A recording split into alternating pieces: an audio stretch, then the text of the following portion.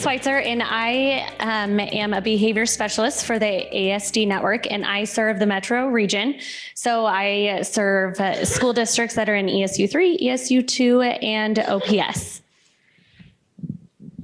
And I am Sarah Haahr. I am the Central Region Behavior Specialist, and we cover kind of the middle part of the state from the Kansas border to the South Dakota border. So. All right, Annette Wragge, ASD Network State Coordinator. I mean, I try to just stay in Northeast Nebraska, but I think technically I cover the state. But mainly, maybe I've seen some of you at our ASD Network State Conference and other things, but I'm so glad you're here. I was going to say thank you for coming to the last session on Friday, because that is how my week is going. So thankfully, it's only Thursday. Come back tomorrow, but thanks for joining us. Let's get started. What, do you think it goes in here? I'll just hold it. Okay, that's all good. All right, and there we are, in case you've forgotten who we are. But let's talk through really quick what we want to get through today. We are going to do hopefully a pretty quick review, but some high leverage, intensive supports that you could put in place for students with autism. So really kind of tier 3 kind of supports. We're going to talk about the importance of functional communication and skill-based teaching in preventing problem behavior. We're going to go into that in a little more depth in one of the supports that we're going to talk about. And then we're going to talk about 2 programs, specifically balance and practical functional assessment and skills-based teaching. And then hopefully we'll get to a practice called the universal, or a support called the universal protocol. And these are all things that can be used with students with emerging problem behavior and also those engaging in severe problem behavior. So we're going to land in that area a little bit today, but we're also going to go through just some good practices, some tier 3 kinds of supports that you can do that are also not that time consuming or intense. So ways to individualize and support those students that we're talking about here up at that very top tier, who are showing us that they need some individualized intensive interventions. All right. So if you were in our last session, I apologize, but not really, because if we're going to talk about students with autism and supporting them and other students with interventions like this, one of the things that we have to, that I like to say is the best intervention for working with students with autism is understanding autism, right? Because there's so many things about the way individuals with autism present that we can interpret as problem behavior, them choosing to respond in a certain way, that once we understand the characteristics of autism, we have a better understanding of those students before us. And so I'm not going through these because there's my notes. I have 10 minutes and I probably just spent 3 on the introduction. So I put these in here so you could see a few notes. Of course, if we're talking about autism, we're talking about characteristics in the areas of social, communication, and repetitive activities and restricted interests. Are individuals with autism often, many other students, right? Also have sensory needs, some things that will present in the area of sensory that we want to be aware of. Also some cognitive differences in these kiddos that is just important to know. They may not have good in the moment problem solving skills. Have you ever asked somebody, maybe a person with autism or a student following a meltdown, why they did something? Well, they don't have very good problem solving skills usually in the moment. They also don't have really good skills to talk about why they did something following problem behavior. But anyway, sometimes we see kiddos that really are making bad choices in the moment when a problem arises. Also just some generalization issues, some executive functioning issues, and then of course that wonderful topic of special interests, things that they really, really like to talk about. We gave a few examples in the last session, but I was trying to remember some of the ones that I've heard of over the years. Okay, does anybody remember the kiddo that used to be on Jay Leno? He was like a high school kid that his special interest was insect eating plants. I remember seeing that clip and I'm like, oh my goodness, this kiddo has autism. But he had this amazing understanding of insect eating plants. That was super interesting. I worked with a school district one time that called me in. They were very upset. This was actually quite a few years ago, very close to 9/11. And they had a student who was as they described it, obsessed with Osama bin Laden. And so she was just always trying to access information on the computer. And it was just, you know, it was kind of very emotional at that time. So we've seen some special interests, but for the most part, we can find ways to incorporate those into learning activities and even more importantly, relationship building activities with our kiddos. So also some motor differences. Usually you'll see handwriting issues, but also maybe some gait issues, some motor planning issues, facial expressions. Had a kiddo who grimaced in all their school photos. Has that ever happened? And so we had to work on just, you know, bringing that smile down because mom did not like it. And it kind of set him apart from his classmates a little bit with a unusual facial expression. So sometimes we'll see that. Emotional vulnerability. I think that sometimes we think that our kiddos with autism or problem behaviors are causing emotional vulnerability in everybody else, but often they are experiencing and on the receiving end of being really vulnerable and struggling with emotional regulation and therefore engaging in problem behavior. But this population really has difficulty understanding and identifying their feelings. Really quite a bit of difficulty reading emotional situations. So it's important for us to stay calm and, you know, kind of neutral if possible. And then also comorbid mental health conditions. I don't think I included it here, but I showed a slide in the last session where it shows the increase that our individuals with autism have to like than the normal population to have comorbid conditions like depression, social anxiety disorder, and they have a much increased risk of having not only autism, but also some additional comorbid mental health issues. Also, very susceptible to depression and anxiety. Many of our students that are very verbal and have higher IQs have an acute understanding that they are different, and that they are not winning at the social game or winning any popularity contests. And so they often really struggle. That's one of the reasons that they struggle with anxiety and depression. And then certainly raging, you know, not controlling emotions very well, and aggression. All right. There's also quite a few things that impact learning. I'm not going to go through those. I am at the end of the presentation going to show you some resources if you need to learn more about autism and how that affects the individuals that are in your class or in the environments that you're in, so you can get some more information in these areas. But just know there are some significant issues with our learners and their profiles that impact learning. And so it's not always just IQ and how verbal they are and, you know, can they talk about certain topics at a really high level for our, you know, one end of the spectrum, but they also may still have major deficits in attention and generalization of skills, task event sequencing. I think of a student who really wanted to go to college, had a very high IQ score, was doing somewhat well with academics, but he had a lot of supports in high school. And so he filled out a college application. And it took him a while, but he got it done. And then he told his teacher, he just put it in the mailbox. And she's like, well, tell me more. She's like, did you address it? He's like, well, what do you mean? She's like, did you put it in an envelope? He's like, nope. You know what I mean? So like major issues right there in learning, but not necessarily always just so easy to see. So, okay. And we always like to end talking about kind of just, that was a very quick overview of characteristics and some learning characteristics of students with autism. But we like to end that with strengths because there are tremendous strengths in this population. It is one of the reasons that I have been in this field for many, many years. I just was so intrigued by minds that think so differently than me. And I have just continued to be not only intrigued, but also to really see the contribution to society that different minds can make, right? And so I love working with individuals with autism and enjoying and celebrating some of these strengths that they have, like strong visual performance skills. ability to learn and follow rules. I'll tell one story. I had a student. He didn't want to shower. This probably never happened to you guys. High school student. Showering was not his favorite thing. Also, deodorant use was really not preferred. And so they'd had meeting after meeting after meeting. And we were finally in a meeting.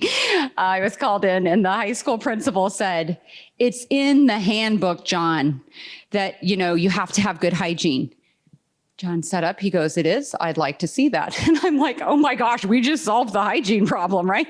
So once he saw that it was in the rule book and it was written down and it wasn't one of us adults just yakking at him, he was like, all right, I can do that. And we didn't have a hygiene problem after that. So sometimes we have these students, if we do it, if we teach the right way, we give them the right tools, they can learn and follow rules really well.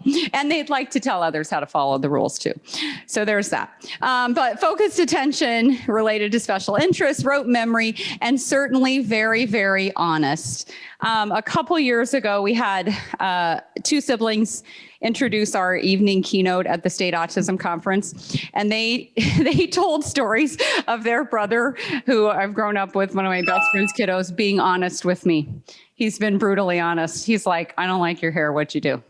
He told me one time he spit out my mac and cheese because I didn't use 1% milk. I used whole milk or 2%. And he's like, "Annette, did your mother not ever teach you how to cook?" And so anyway, honesty, if you can learn to appreciate it, is a really fun thing that we get from our individuals with autism. And we all might want to practice it a little more, but also, find appropriate ways to be honest. So that ends my time, I think, and I'm over. And now Ali and Sarah are going to talk to you about some intensive evidence-based supports for individuals with autism and beyond. Yeah, absolutely. Thank you, Annette. And so why did we spend that time? We all know that our time is kind of short today. Why did we feel like that was important to talk about? And really understanding the characteristics of autism helps us, the professionals working with the students, the families, support those students better. And that's ultimately what we want. So let's talk about some ways that we can support individuals in the home and in the school and the community setting. So these are just some quick tips, things you can incorporate right now into a student's program, maybe when things aren't going well. So what I like to do first when I'm consulting with teams is talk about where the student is at his or her best, right? So we get more of what we focus on. We want to make sure that we're understanding what supports are working and then work hard to replicate those in other settings. So let me give you an example of that. We had a kiddo that we were working with, and the noise in the hallways was just overwhelming to him. The bells were going on, peers were going on, lots of things going on, squeaky shoes. And he wore headphones all the time during the hallway passing periods, and it was successful. And when he was struggling in the classroom during work time, right? Independent work time in a high school setting still has lots of activity, lots of communication, lots of things going on in the classroom. He was really struggling in that environment. So he said, why don't we generalize that support that was working in this environment to that environment, right? So it wasn't recreating the wheel. It was coming up with something that worked and adapting it so that we could address another problem. So a great way, individualize or intensify something that's already working. Of course, we know that one of the core deficits for our kiddos on the spectrum is communication and language. And guys, language is hard. It's complex. There's lots of layers to it. And our kids on the spectrum oftentimes miss pieces of that. Our words are fleeting. When you leave this room today, you are not going to remember this sentence that I just said. But if I had a visual support up there that said, you will remember this word that I said, it might help with that, right? And so my rule of thumb is if I've had to redirect something or talk about something more than 3 times, more than 5 times with a kid, I'm going to layer in a visual support. I'm going to give that more structure. So that might be a schedule. It might be a visual timer. It might be kind of directions for behavioral skills. Whatever it is, I'm going to take my cue and make it visual for that student who typically has a strength in visual processing, right? So their language is a core deficit, but their visual processing is typically a strength. So playing to the student's strengths. Of course, we all know the value of relationships, right? And so one thing that we often look at as we are introducing or starting to work with the team is, what does that relationship look like with the providers, right? If I'm always the one that's coming in and making you do hard things, typically you're going to see me and you're going to jet, right? So we always kind of analyze that, and it's hard. That's a self-reflection, right? Does a student run to me or away from me when I come into the room? And if it's the latter, if the student is running away from you, how can we purposely and explicitly talk about and build that relationship with a student, right? How can we spend time with just them doing things that they love? And Ali's going to talk to you a little bit about reinforcement and how it's really important to make ourselves a part of that with the student to encourage that relationship. Another thing that we like to consider is just the task demand. So if you're seeing a pattern, a student is struggling with one specific class, maybe one specific type of assignment, we always look and ask questions around that task that we're asking them to do. Is it too hard? Is it too easy? Is it too long, right? Is it boring them? Is it something that we need to provide some reinforcement for them completing independently or with support? So I had another kiddo that I was working with, and for some reason, his data showed that every time art class came around, he was like bolting for the door, okay? So he was using escape maintain behavior constantly anytime he had to do art. Well, for him, one of the characteristics of his autism was a need for perfectionism. And so when he was asked to do an art project, right, that was loose and organic and creative, he was like, right? Like, it's supposed to look like this and it doesn't. And that's so uncomfortable for me. I'm going to use my behavior to escape that environment. So again, we had to go back to that task demand. What could he do that would fit into his strengths that would give him a little more structure than just kind of an organic freestyle drawing, right? How do we make that task demand a little bit better? And then, of course, another way that we can look at, a quick tip that we can talk about is just how are we delivering instruction? And sometimes we will suggest an errorless approach. And so basically what that means is that instead of saying, what is the capital of Nebraska? And then waiting, anyone? Anyone, right? Little Ferris Bueller day off, yeah. Anyone, right? So rather than like waiting for that answer, we use an errorless approach and we just give it to them, right? We help them form those learning connections before they ever have to struggle to get it wrong, which then again reduces anxiety and stress that, I might not know what they're going to ask me verbally with language.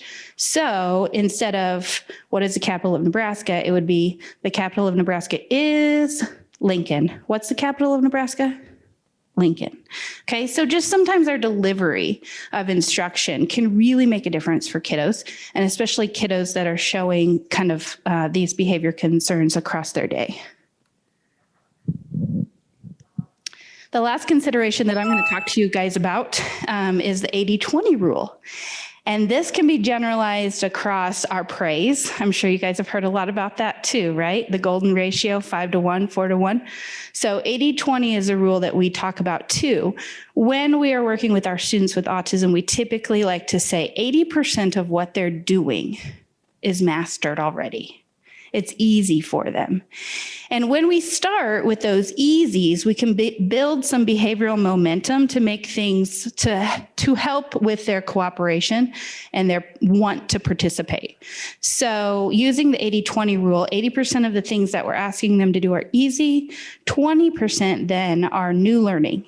And that can be adjusted, right, based on your learner. If you have an early learner, you're like, yeah, we can do one new thing and then 20 mastered things. That's okay.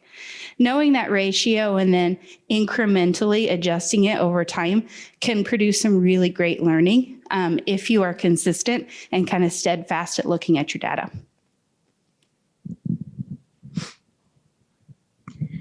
So the next quick tip that we're going to focus on is priming. So priming is a strategy where adults help students know what is coming ahead of time. So thinking about those things that students are expected to do throughout their day, go to specials classes. What is the expectation when we go to gym class? So having a conversation with our students about, remember when you go to gym class, you're first gonna, sit on the line, and then you're gonna do your warm-ups, and then you're gonna play a game. So just really prepping them for what is to come. This is a great strategy for those special events.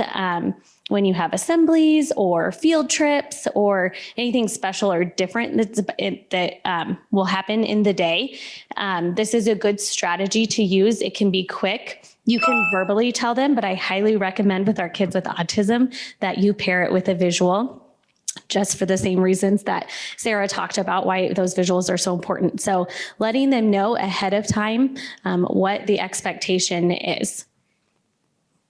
And here's a video. This is a mom who is on our Autism Network team and her son, and this was his band performance, and she was priming him for what is expected for him when he's out on the field. And I believe this was his first performance. Is that? It was early. Yeah.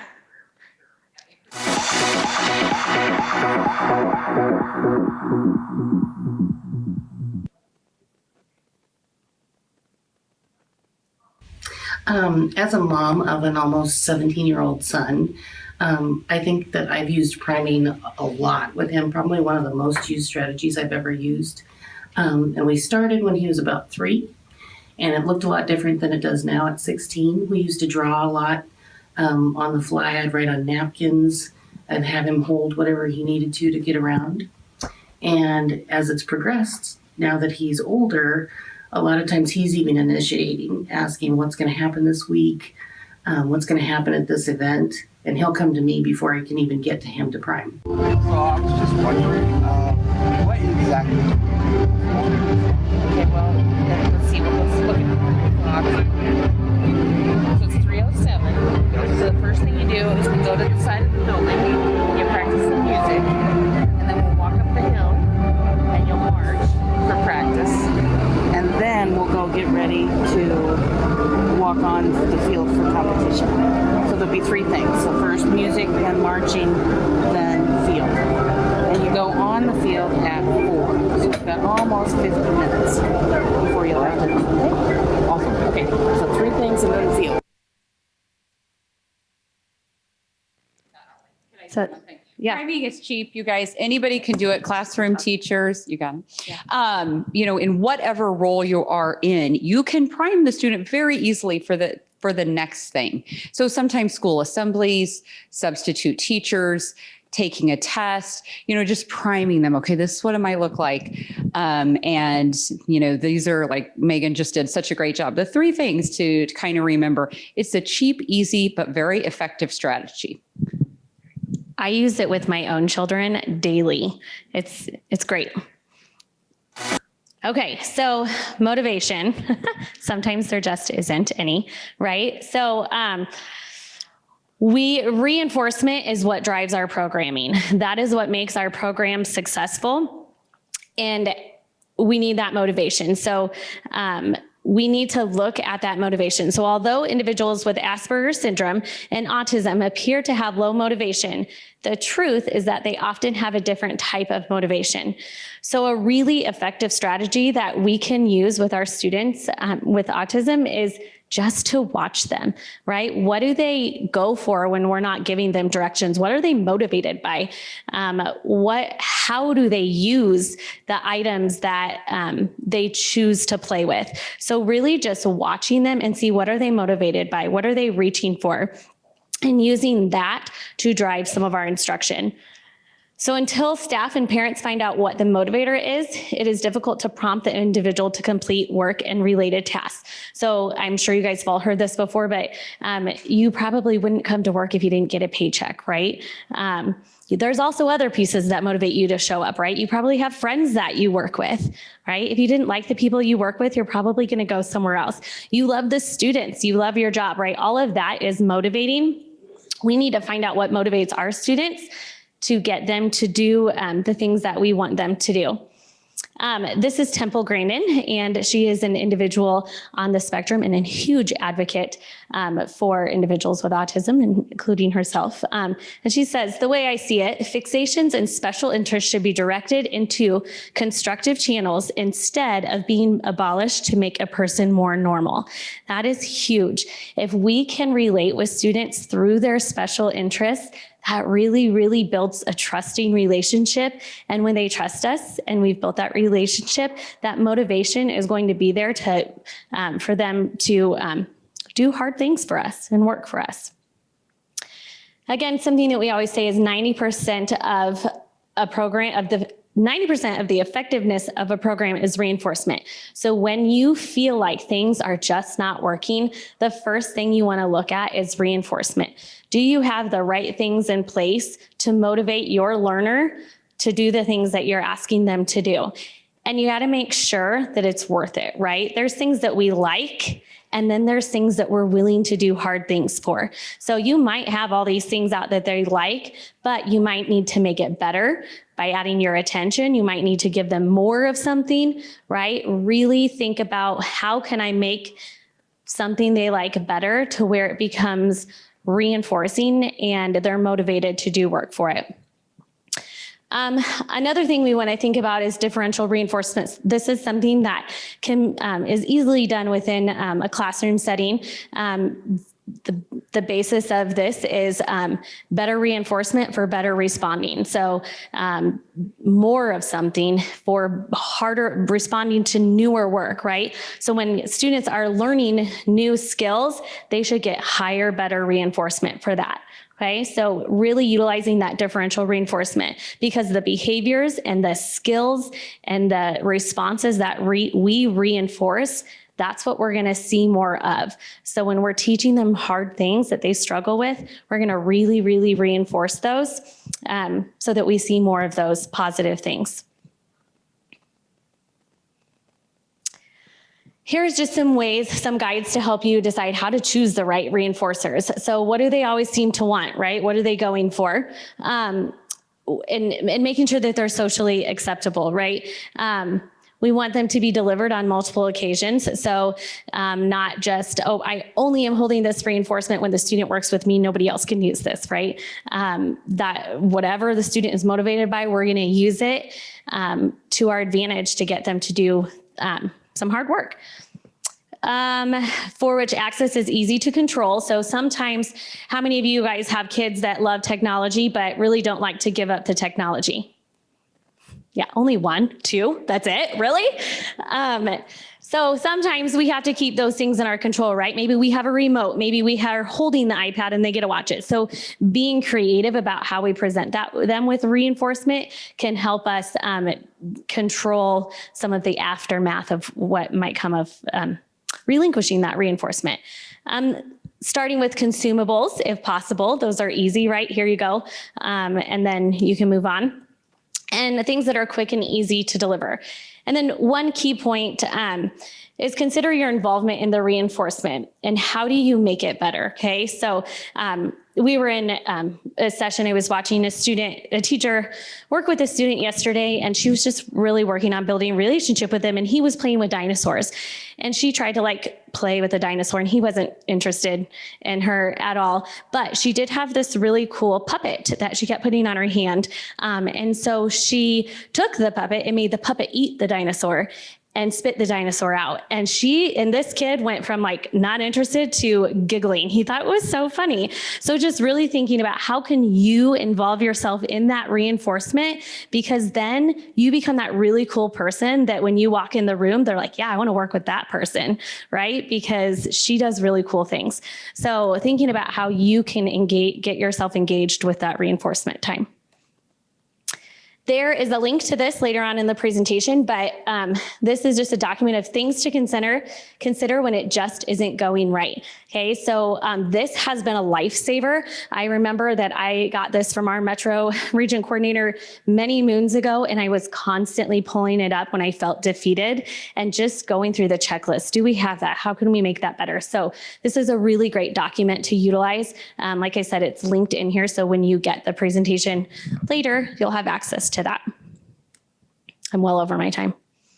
This is you, girl. This is all you. We're going to talk about, you are not done. Well, what to do about emerging? Oh yeah, I forgot. Okay, so those are kind of some quick tips. Those are things you could go back and implement, revisit right away as a team. Do we have reinforcement? Do we have all those things? But now we want to talk about some things that we really need to consider when we have students of all ages engaging in or emerging problem behavior. So they either have severe problem behaviors, or it might be we're seeing some emergence of problem behavior. And Ali, and sorry, I presented with Abby last time. Ali and Sarah are going to talk about a couple strategies, but one that I want you to consider in thinking about your learner is just learning how to teach critical skills.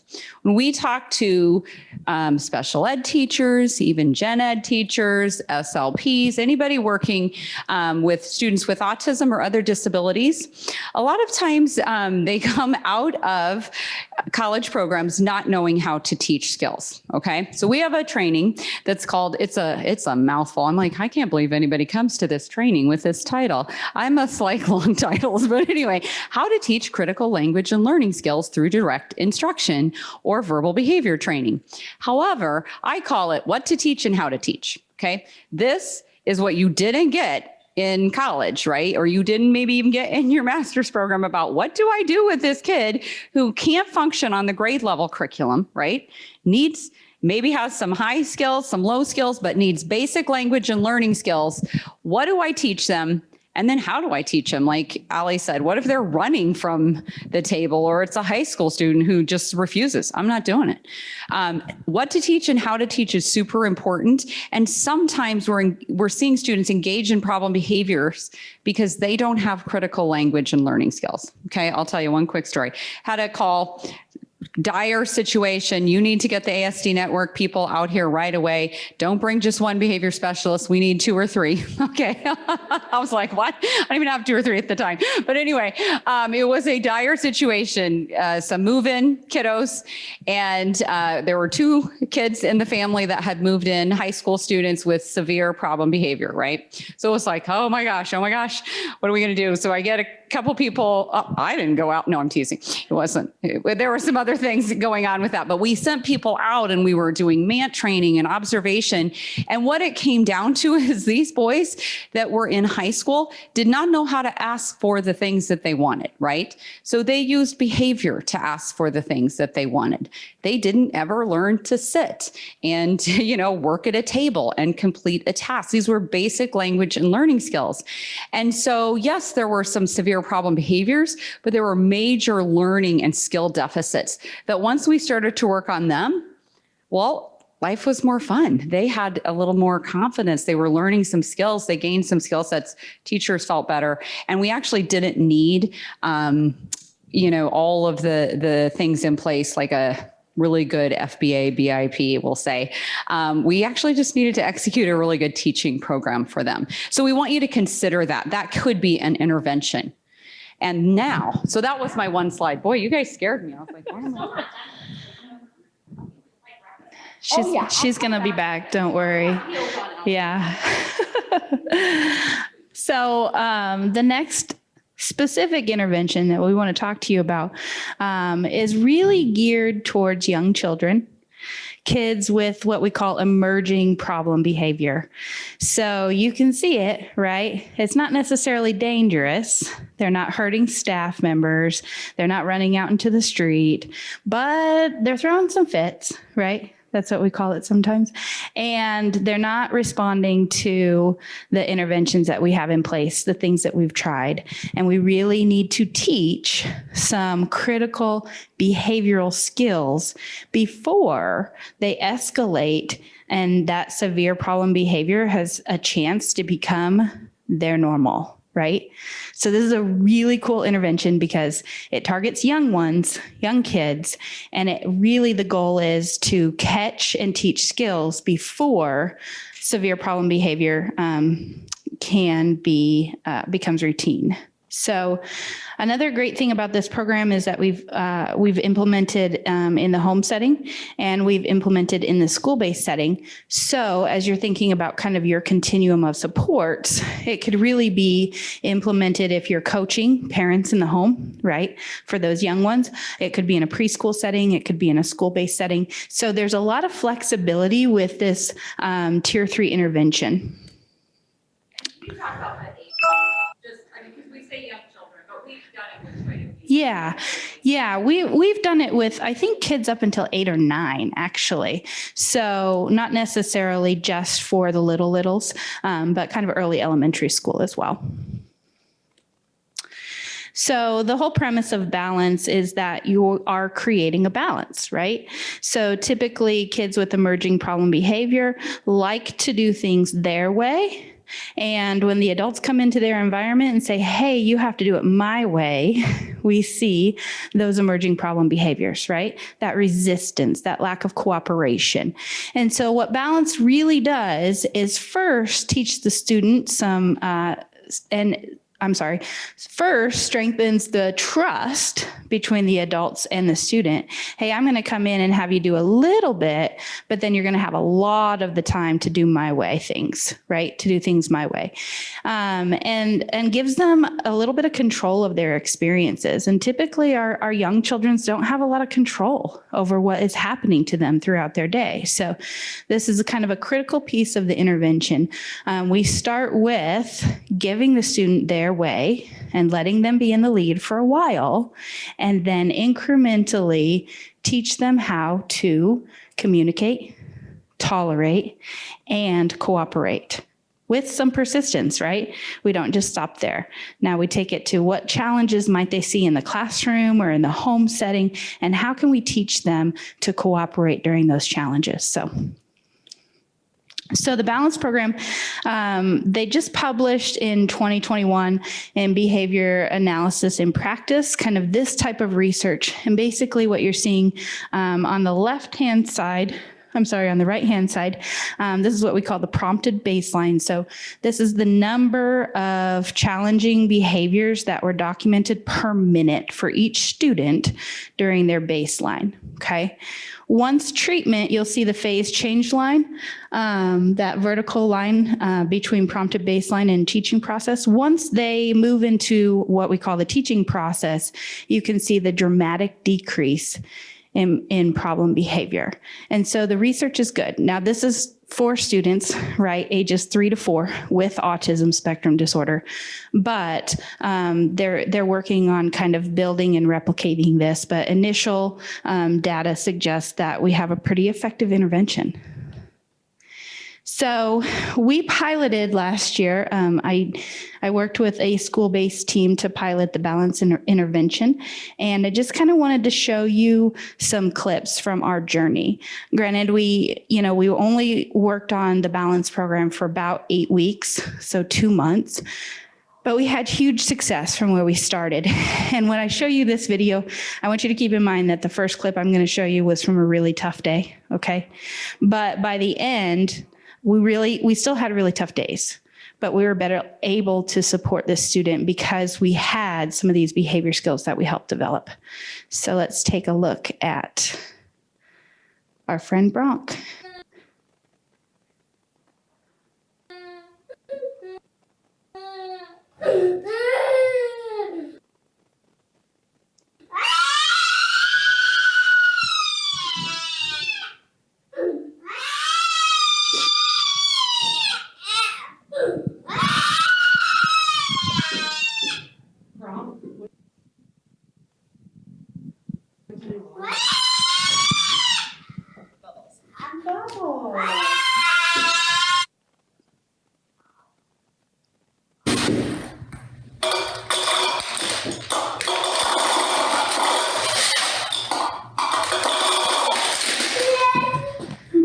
So Bronk didn't have a ton of skills, right? Even play skills when we first started the program. And so he did a lot of repetitive activities with kind of sensory items that he loved.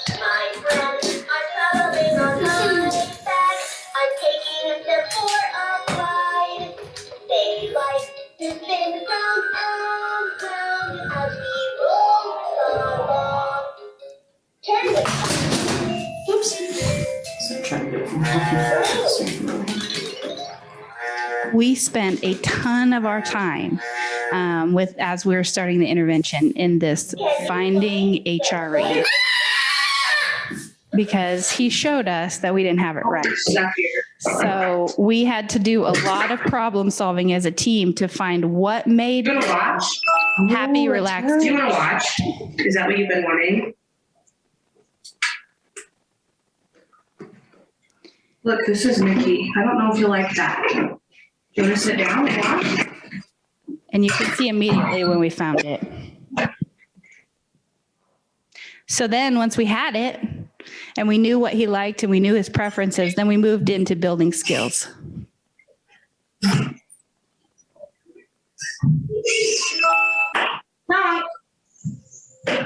Okay.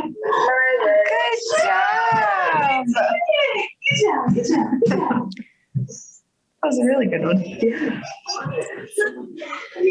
We use the idea of repeated trials a couple of times during the day. And No, time to work. Good job. built the skills of communication and toleration. Then we moved on to cooperation. Rock.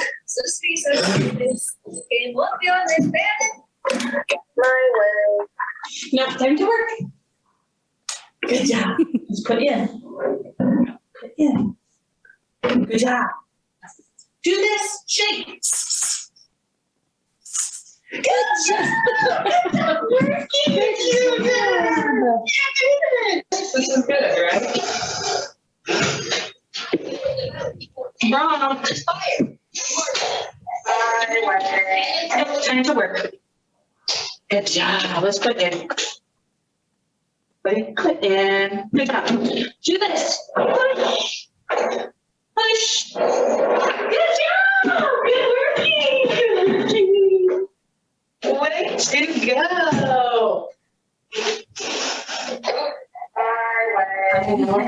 to go. Here we go. That my way was so important to him, and he showed that to us over and over, that we had gotten it right and that was important to him. So what you saw today was where we got within kind of 2 months, about 8 weeks of intervention. So you saw very discrete skills, right? Not really generalized to the classroom environment, to peers, maybe typical curriculum that you would see, but we were heading in that direction. So then after we get that little bit of cooperation, then we think about, okay, now how do we get him to cooperate with a few different tasks in a row?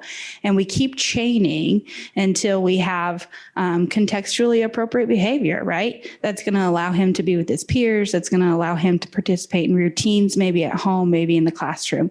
So that's kind of the balance program in a nutshell. And I'm going to hand it over to Ali to talk about our next intervention.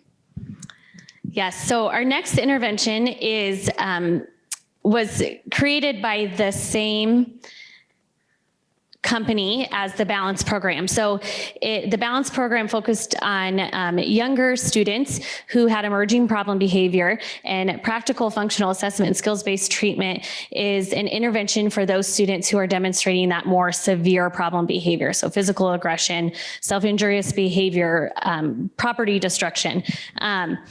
It is based on today's applied behavior analysis, so by Dr. Greg Hanley, and it is a process which prioritizes safety and social acceptability, and it has proven to be a highly effective and generally applicable approach to treating severe problem behavior. The goal is for all of us to have the understanding that severe problem behavior was learned. It's a learned behavior, a learned thing, and we can give our kids the skills to be free from that problem behavior. So this intervention teaches through joy.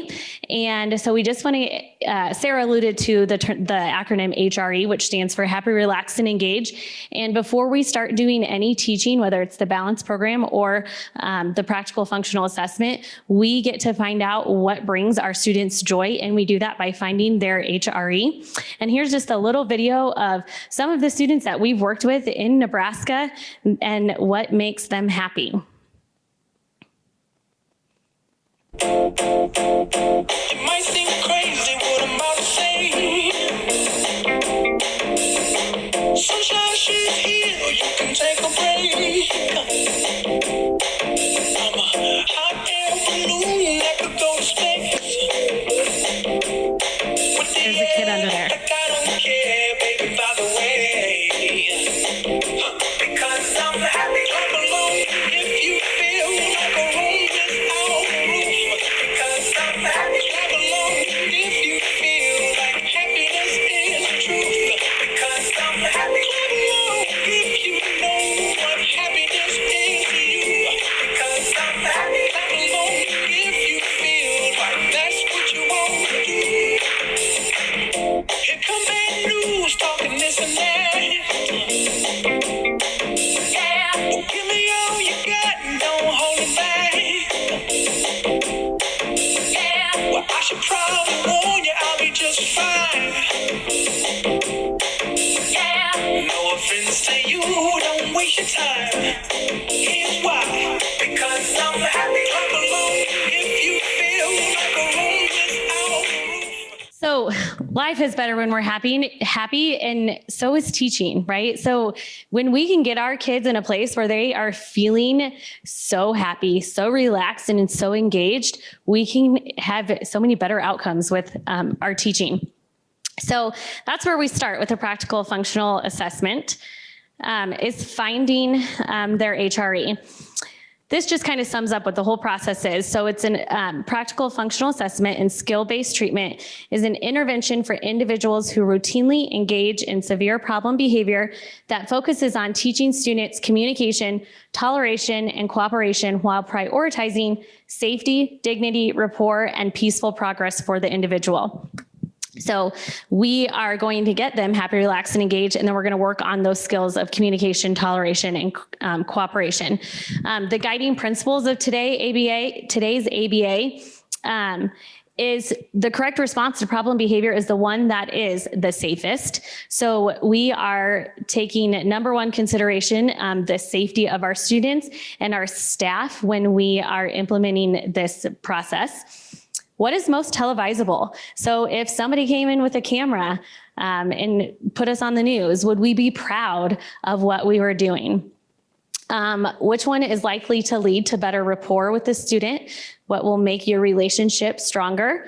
And then what leads to progress in skill-based teaching? So those are the guiding principles when we build these programs for our students. The aim of the PFA, so the practical functional assessment, is not to identify an individual function of behavior, but to be able to say, I can safely turn off problem behavior and I can turn it on, right? There are so many things that play into function of behavior. And a lot of our kids, a lot of our learners, when we get to the point where we are really engaging in the severe problem behavior, there are multiple reasons that they're doing it. And our number one goal is to be able to say, can we, in a safe way, turn off that behavior? Because that's what we're concerned about. So that's where we spend the first part of time, is identifying how we can do that in a way that is safe. And then our goals are to bring joy along with turning on and off that behavior. And it empowers everyone to feel safe. So not only do we feel safe, but it empowers our learners to feel safe, right? Because they start to learn, wait, we're going to turn off, we're going to let them go back to my way when we see those lower level behaviors. They don't have to get to that severe aggression to get what they want. And we're going to empower them to understand my behavior gets me what I want. And I don't have to go to these extremes to get what I want. Once we've established that, then we move on to those skill-based treatments. So we're teaching them that functional communication, how to accept, no, they can't have what they want at this moment. And then those skills of cooperation that we want them to see when, throughout their day and out in the community. So this is a student example. This is a really long video. We're not going to show the whole thing. But if you want to watch it on your own time later, go for it. This is a student who, just a little background, she is a 4th grader. She, when the team reached out for support, they were scared to death to work with this student. They didn't want to work with her anymore. They had given a teacher a concussion, and I think we heard the word concussion about 80 times in a 5-minute conversation because that's all they could focus on. She was literally just living her best life, and nobody was really interacting with her because they were so scared of her. So I'm just going to show you a little bit of the beginning so you can see what the process looks like. And then the end of, she hasn't been in her gen ed classroom since she was in kindergarten, and she's a 4th grader now, and she's going into the gen ed classroom. So just wanted you to see that at the end too.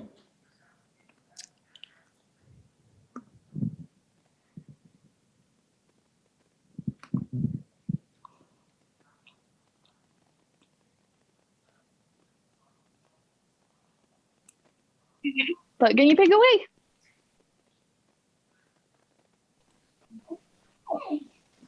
Put it away. All right, go to the table. Let's go. Okay, you can have it your way. Do you want to hold? So right there, we gave into that low level behavior. You can She have said, it no your way. go. Do you want to hold? Okay. And then once we realized how to turn that behavior off so she didn't escalate, we move into the skill-based treatment. And we do that through prompting and then fading that prompt and working towards independence. Stay my way. Say my way. Your way. We can keep playing. Do you want a hair?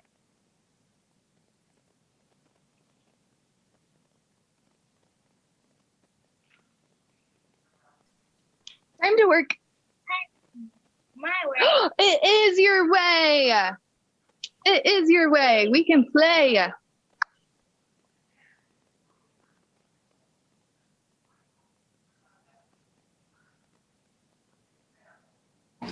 Time to work. My way. Not right now. Say okay. My way. Okay. Oh, good job. You said okay. You can have it your way.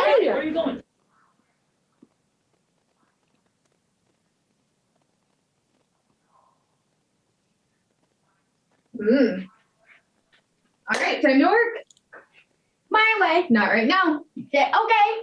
Yes, we can have it your way. Do you want movie on for your way? Okay. So it builds on through, oh, goodness. Sorry about that. There. All right, hey, we're all done. Transitioning, she didn't leave that beanbag in her 6-hour day at school. So getting her to go to a table and completing new work that was new to her are kind of some things that we worked on. So this is like the last part of it where she was getting out of her little work area and going into the classroom and working.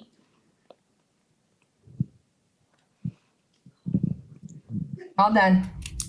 My way. Not right now. Say okay. Thank you. Can you show me your ready hands? Thanks. All right, we're gonna go. Come with me.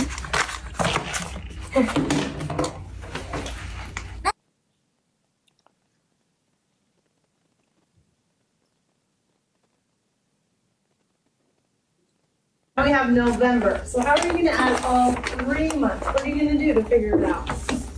So that with any strategy you can choose, all 3 months. All 3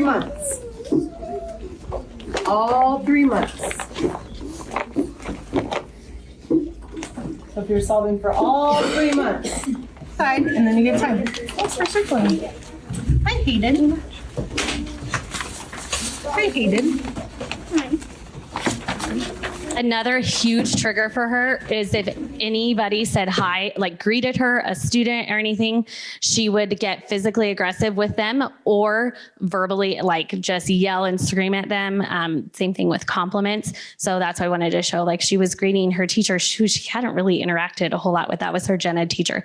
So that's just an example of a student who has been through the process. Do we have time to show this one? Yeah, okay. All right, so this is teachers out there, administrators, district behavior specialists, SLPs. This is kind of some testimonials. We've had, I don't know how many students go through this process, but this is people that are living it every day in the school setting. They wanted to share their successes with it and why they love it so much. I would say my overall mood has, like my stress level has gone down. Like he is so much calmer. I am so much calmer. Yep. Like we just don't have this tension that we used to have. I agree, for sure. Honestly, it's been amazing. Like I think he's happier. He's more engaged. For my student, I feel like it gave her exactly what she was wanting. And for me, I got the work out of her because she was earning towards what she wanted. Through her perspective, I think she trusts me more.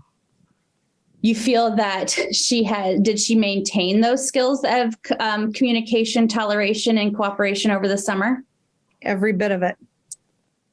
Yes, she retained all of it. And that was one of the things she was looking forward to when school started. It gave us a fresh start as a team. And we have seen a tremendous difference. She's using her words more. She's requesting things more. She's not as, she doesn't revert to aggression, hardly at all. So, which has been huge. Her relationships with me and with other people in the building have improved. Like the relationship with him has grown tremendously. Like he loves giving more hugs or like loves communicating with us more. And it's just like, makes you feel warm because it's like, hey, you know, like this is just easy. You know, this is nice to be able to work with him and have fun with him in our sessions. So it's awesome. I've seen that huge growth there. So that's really cool. Yep, he's using his device more, asking for more things. I know you said a lot of eye contact. Yep. The fun things, tickles, hugs. Yes. Yeah. This training really helped revitalize energy for our team and provided a shift in perspective and treatment when working with students with behavior needs. Since we've started this process with him, the amount of growth has been absolutely amazing. Makes me bring tears to my eyes. It's just so cool to not only see the growth and to see how far he's come already, but just to be a part of this process has just been such an amazing experience. He is now, we're pulling in some more peer time. He's getting interactions multiple times throughout the day. He is successfully attending specials. We're able to take him outside for recess. Just kind of all the things. He's working at his table spot without flopping. He's using his device. He's able to complete multiple tasks. It has truly made a difference with this kid, and I am so excited to continue this process with him and see where we end up. And as well as I want to keep going with more kiddos. It's just so amazing. So amazing. So we've seen a huge benefit to this program. I have other students that I like, we need to get them started on one because I'm almost sad that we didn't have this program when Hayden was in kindergarten because they think, gosh, just where could we be if we had started, so much earlier, but it's been really great. So this is the happiest I've seen Luke come to school in at least 2 years. Okay, Luke, I wanted to ask you about your My Way sessions. What do you do in these sessions?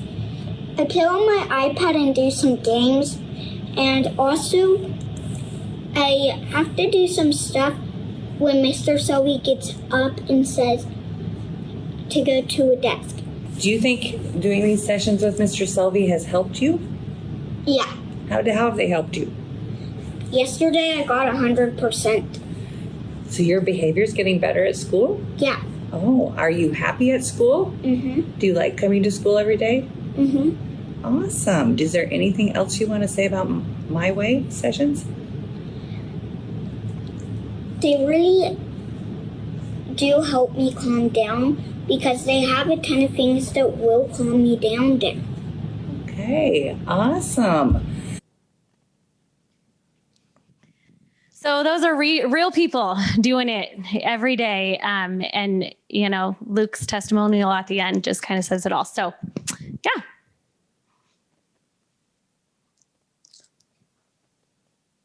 This is, if you would like more information on PFA and SBT, this is a live link that will take you to another quick little slideshow and presentation, a recording of the slideshow, kind of going through more in depth on what it would look like for a student. Is that, Ali, an approximate time? Is it about 20? Like 23 minutes, so it's not very long. We couldn't go through all of the steps, all the process today, but if you wanted to look at that, think about if it would be a good fit in your environment. Ali and Ashley recorded a really nice video of it. Yep.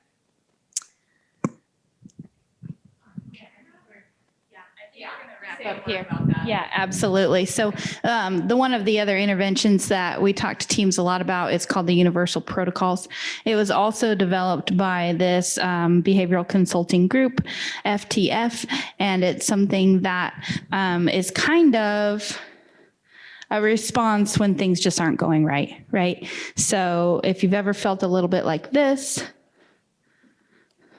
right, then this might be a response that you want to consider. So the things that we talked about at the beginning, not working, you're not ready for a tier 3 intervention. This might be an answer to that. And I will turn that over to Annette for the wrap up. Okay. So yeah, we didn't have time to go into universal protocol, but we do get calls often from teams that feel very much in crisis. And you saw, as Ali went through practical functional assessment, it's a process. There's actually a 10 or a 12-hour online course that we like staff to go through. So we have to get teams ready for that. And the universal protocol might be something you could do in between, your team being ready. So it's a little bit easier to kind of get up and running, but it's just not a long-term fix. It's something you could kind of do in the meantime. So there's a link to some more information. And then you can certainly reach out to your regional ASD coordinator for more info on that. All right. So then that's kind of what I have listed here. If you think skills instruction is what your students need, because that's why they're engaging in some problem behaviors, is a skill deficit. Often it is. There's a resource there. And then balance, PFA, SBT, or the universal protocol. You can contact your regional ASD coordinator and or behavior specialist for more information. Now, that being said, we have a lot of referrals. We may be able to say, hey, go watch that PowerPoint you're recording, right? We'll get back to you. We are a little busy, but it doesn't mean we don't want to get this information out to you. We were hesitant to do this. We're like, I don't know if we can do any more referrals. No, I'm teasing. We want it to get out there because of that testimonial video. We know it's working. We have school teams that are finding some solutions that they have been looking for a long time, and there are some major successes out there. So we wanted to tell you about that today. But your best ASD resource, hands down, regardless of all the other things we've said, is this team and some of our team members who aren't here. So definitely talk to your regional coordinator.